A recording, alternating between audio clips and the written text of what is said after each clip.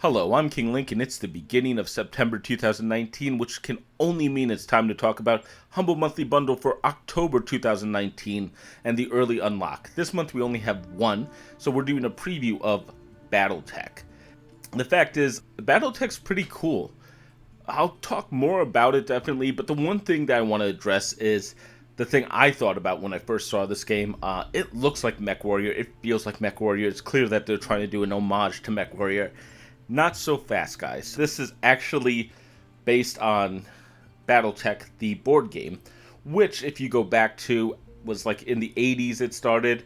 It had a ton of spin-offs. They've had like hundreds of novels.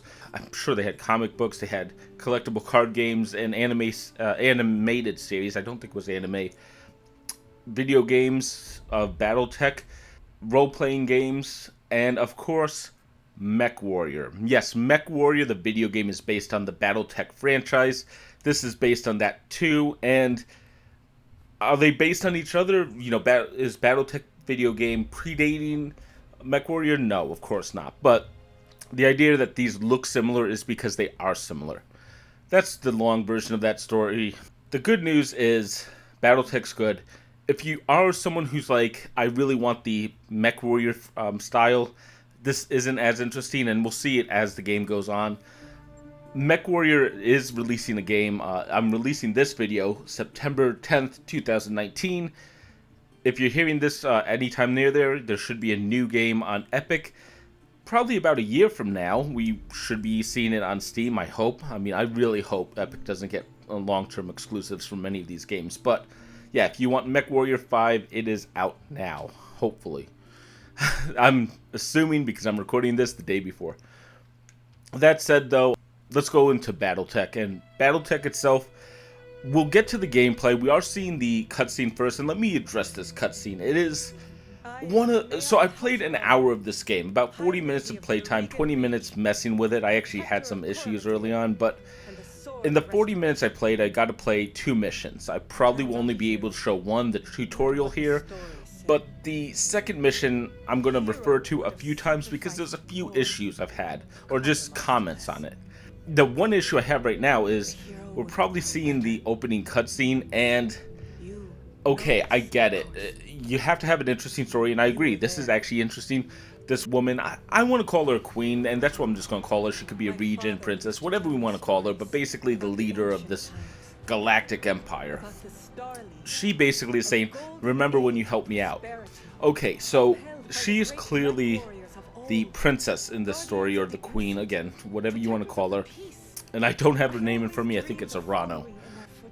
Little cut here, yeah, it is Arano. So, anyways, Princess Arano is basically this regent who becomes queen or leader or whatever. I'm calling her princess because, like I said, I'm not 100% sure yet. It's her coronation day in the second mission. I'll talk about the first mission, I'll talk about gameplay, but let me get to the story part of this preview. Basically, stuff goes down. It's a coronation, a coup has to happen. It's basically a rule of video games. Of course, you're fighting against the coup, and I'll be honest, the second mission is absolutely awesome so far. I beat it, and I was like, wow, there's tons of action, there's tons of story. It keeps building. It's not just one thing where it's like, get to the end or kill all the enemies. It's actually like, you face off against some enemies and you actually have to go into a rally point, and it just keeps going, and it's worth playing.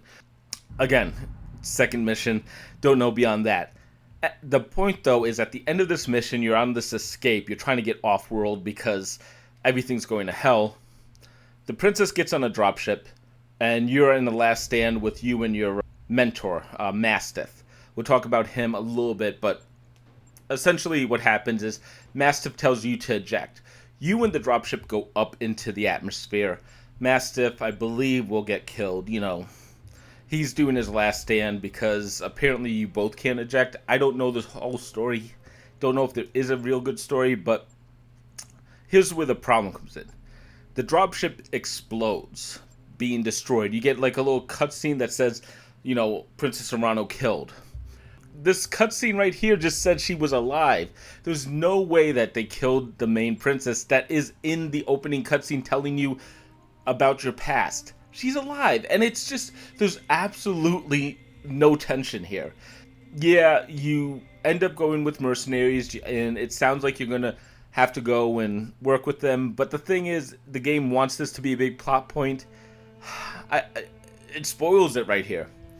With that said, though, the story, like I said, the second mission is good. I'm really interested. There's actually an opening cutscene when you boot the game that shows you the progression of time from like 2100, and then you're seeing like 2170, and you're seeing the Galactic Empire appear, and it's like, okay, this is cool, this is big. There's actually six different factions, I think, or six different mercenary groups, as I think they're called. But the idea of this is that you have kind of an epic feel to this game. Now, as for the gameplay, hopefully we'll show in some tutorial missions. Now, the tutorial isn't great, but it is the first 30 minutes. That's how I kind of shoot these things. And the fact is, yeah, this feels very much like a strategy version of Mechwarrior, and that is perfectly acceptable. I actually like this a lot. I know some people are not thrilled by this game. Give it a shot. I think this is one of those games that really feel awesome. Um, the gameplay that I've experienced is not much, but let me just explain a little bit about both the first and second mission. Just so you know, so let me just jump forward. In the second mission, you get three characters. You get Mastiff, you get your main character that you create. If you've seen, I created just a random character. I'll go back and make a link later.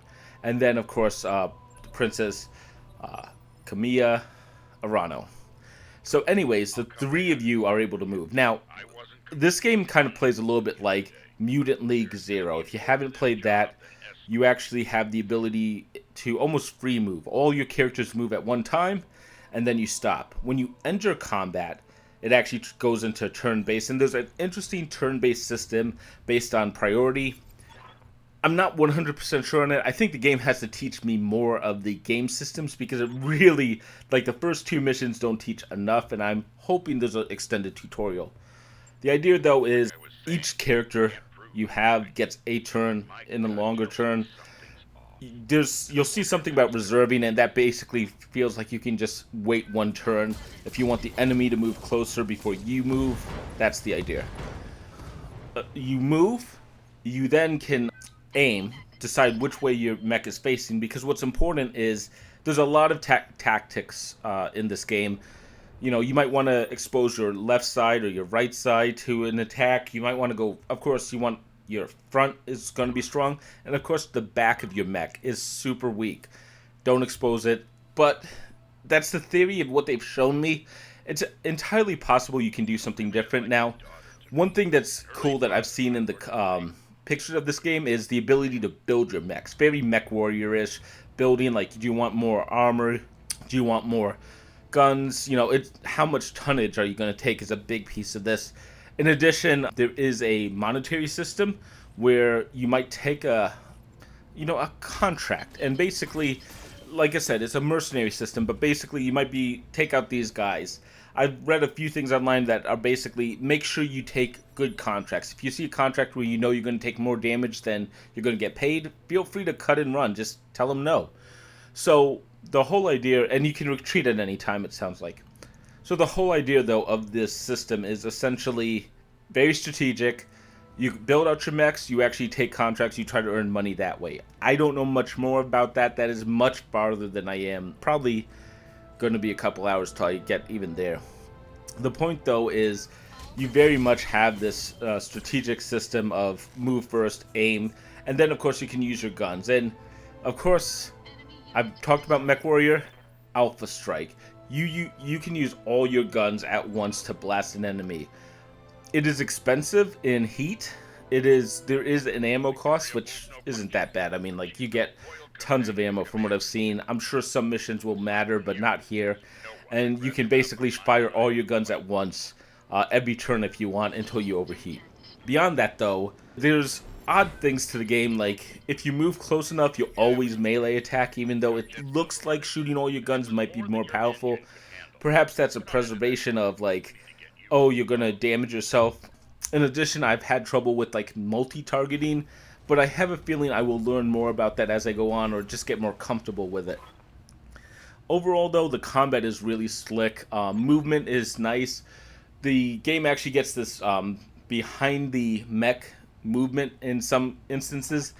I don't think it happens in the tutorial, but man, it is. I mean, there's so many things here that are like, this is kind of cool. I hope it feels cool after seeing it 100 times, but I'm excited about BattleTech. I think this was actually a pretty good game, and I've heard it's a pretty lengthy game. About 50 to 60 hours is what people are saying.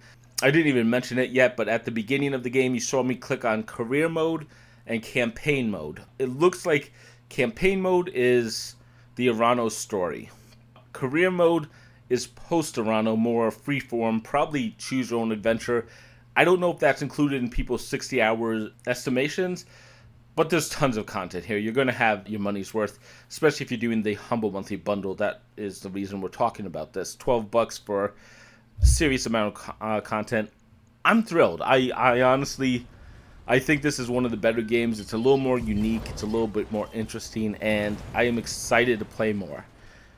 Now, I'm going to get out of here. I'm going to go play some and enjoy it. If you're interested, you can always check out Humble Monthly Bundle. And if you've enjoyed this preview, you want to know more about what I think, I appreciate that. Consider subscribing. I will be back with a review of this. It's probably going to take me a while. If it's going to take 60 hours, I don't know how much I'll get through, but I'll try my best. And I'll have other stuff too. I do know my friend Pedro is coming soon as a review. And of course, you can like or dislike however your heart tells you. And if you want to comment down below, feel free to let me know what you're thinking. I enjoy comments of, from fans. But if you have any criticisms of me, the game, or anything else, feel free to let me know. I will be putting up a video of Mutant Year Zero on the left and Hearts of Iron on the right. Hearts of Iron is also by Paradox, just so you know. Anyways, until next time, I am King Link, and thank you for watching.